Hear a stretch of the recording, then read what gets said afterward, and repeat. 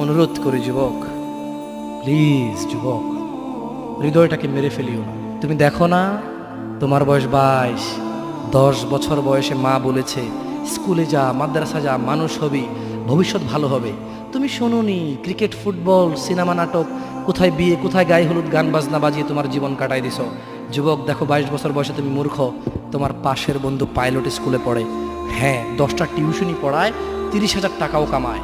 হ্যাঁ, তুমি যাকে বিয়ের প্রস্তাব দিচ্ছ কেউ রাজি নাই, ওর জন্য 5টা ঘর আসে, ওর মা বলছে এখনো ছোট, আরো পড়াশোনা করুক, আর তুমি বিয়ের জন্য হন্য হয়ে খুঁজতেছ, কোনো রিক্সাওয়ালাও তোমাকে মেয়ে দিতে রাজি। তুমি দেখো 10 বছর 15 বছর বয়সে যদি মায়ের ওই কথা মেনে নিতা, তাহলে তুমি আজকে উপকৃত থাকতা।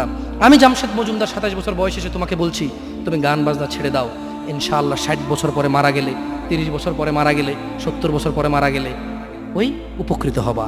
আর তা না হলে এই গান বাজনার সাথে তুমি তোমাকে ধ্বংস করে দিচ্ছ।